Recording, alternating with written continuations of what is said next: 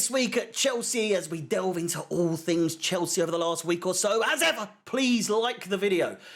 Subscribe, hit the bell notifications to be notified of any future content on the channel. And with that said, let's get into things.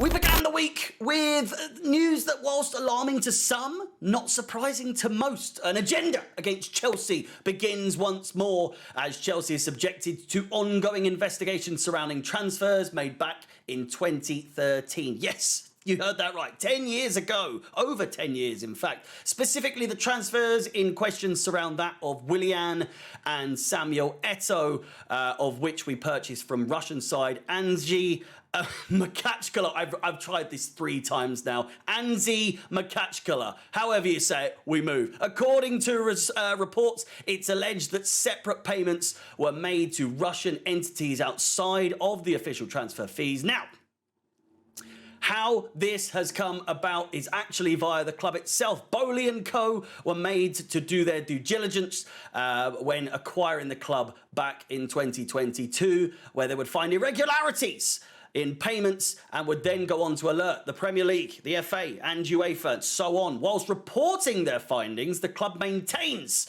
that irregularities predated the takeover back in June and that they are willingly contributing in aiding in the solution to this issue. If found guilty, Chelsea could be subjected to the typical penalties, including fines and the possibility, of course, even a points deduction. The club has already agreed to pay 8.5 million in fees unpaid. It seems as though the Roman error is still haunting Bowley and his goons, even well after a year from the sale. Chelsea are through to the quarterfinals of the Carabao Cup after a 2-0 victory at home, of all places. Can you believe it? Yes, you heard that right, at home. At home. If you missed the game, it was at home. I can't believe it myself. Against Championship side Blackburn Rovers. Anyway, the Blues now turn their focus to yet another home fixture in the competition and will face currently 6th place Newcastle United, who progressed after they made very light work of Manchester United at Old Trafford. Goals from Almiron, Willock and Lewis Hall saw them through to the next round where Chelsea awaits. Lewis Hall has become the focus in this fixture. He's the topic of conversation currently going into this fixture, with questions as to whether or not he will feature against his parent club, as he currently plays out on loan for the Magpies before a final move happens next season, I think. But he is currently still a Chelsea player. And so by that right, it is up to Chelsea as the parent club whether or not they will grant Hall the opportunity to play in the fixture in December. Personally, I thought it was absolutely gutting to see him go, albeit back to his childhood club or his, the boyhood club or however you want to say it. But given how good he's proven to be in terms of talent, I'm not so sure that I would be happy with him playing, to be honest with you. I'd be like, yeah, no, you're missing this one out. And so for that, I would appreciate it if the club were to decline his request to play. It's written in the stars, let's be honest. If anything could go against Chelsea, it would.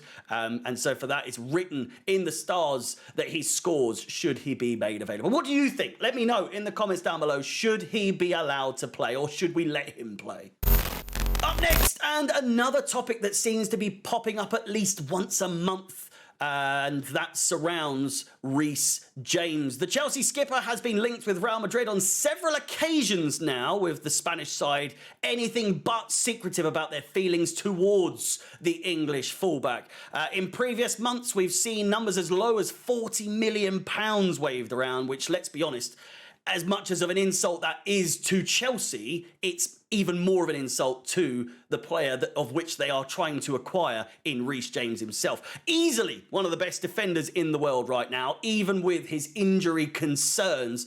Fabrizio Romano had to say on the matter, we always hear rumours about Real Madrid and Reece James, but it's important to also hear Chelsea's message that he's a very important player. He's been unlucky with injuries and they consider his potential very high still. The owners, board, Pochettino, all want him to be an important part of the project. And so this is why he's captain. Also, Reece James's focus is on Chelsea and Chelsea alone. Real Madrid may want him, but it is reported that now that Chelsea, I believe I've always wanted it personally. I don't think we've ever, humoured the opportunity of him leaving, but Chelsea will demand a big fee for the 23-year-old should they come a-knocking. Reece James to Real Madrid, will it ever happen? Let me know your thoughts. Now, a quick one, as I really doubt there's any concerns here. The centre-back situation. Chelsea are reportedly moving towards signing a new centre-back in January, which has plenty of Chelsea fans frustrated given the problems elsewhere on the pitch, mainly at the other end of the pitch, which we'll get to in just a second. Chelsea aim to sell Trevor Chalobah in the next window, with players such as Edmund Tapsoba of Bayer Leverkusen part of the watch list in the coming weeks. Speaking of centre-backs, despite the incredible return and performance against Blackburn, Benoit Badiashile is likely to be dropped for the Tottenham game, with Thiago Silva and Levi Colwill expected to start ahead of him. Let me know, do we need another centre-back even if we sell Trevor Chalobah, or should we be focusing more on other positions? And what starting back line would you like to see going in on Monday evening? And finally, what you're all here for, let's be honest, Victor Osimhen, the name on everyone's lips right now surrounding the future of Chelsea's front line. It is reported that the Nigerian is currently Chelsea's top target for the upcoming window, amongst a couple of others in different positions. Do you know what I mean? The one we've just mentioned. The 8th place Ballon d'Or striker player currently has 6 goals and 1 assist in the opening 10 games of the season at just 24 years of age. He has all eyes on him as to where he will end up, with teams such as Manchester United and other teams also interested. Ben Jacobs reported that Ivan Toney is a more realistic target than Victor Osimhen in January. Chelsea have held internal discussions. Brentford would be looking for around £65 million, and some sources have even estimated that the number may be closer to £80 million, which, let's be honest, would virtually null and void any future possibilities of the club bothering to go for Osimhen. So it's Toney or Osimhen. Injuries may be of a concern. With Osimhen currently out with hamstring problems 21 days ago, missing 3 games so far. 3 games so far this season in the opening. Well, I suppose that would be 13 if he's played in 10. Overall, there have been a lot. Let's be if you've checked, I would encourage you to check yourself.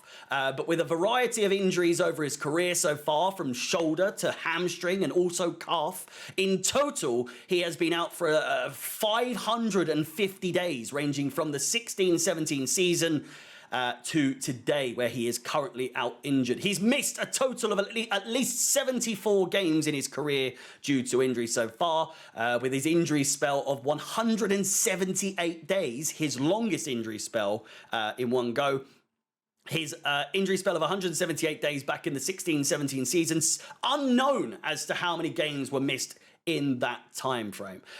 I only raise the concern as we all know how frustrating and how consistent our own injury problems prove to be as of late over the last year and a half, 2 years or so. Whilst most definitely a concern, it is concerning. There's no way to, get around that fact. There is no denying his quality, his ability, what he would bring to the club, and that he would be the closest thing to a solution to our striking woes in years, absolute years. Personally, I would welcome him with open arms. But with our luck, I would always be prepared emotionally, mentally, physically for the worst, as we simply cannot have nice things anymore at Chelsea. Ladies and gentlemen, that is your Chelsea news wrapped up for the week. Let me know your thoughts surrounding all the topics discussed today in the comments down below. Please like the video, subscribe, hit the bell notification to be notified of any future content on the channel. My name is Harry, up the Chels, and peace.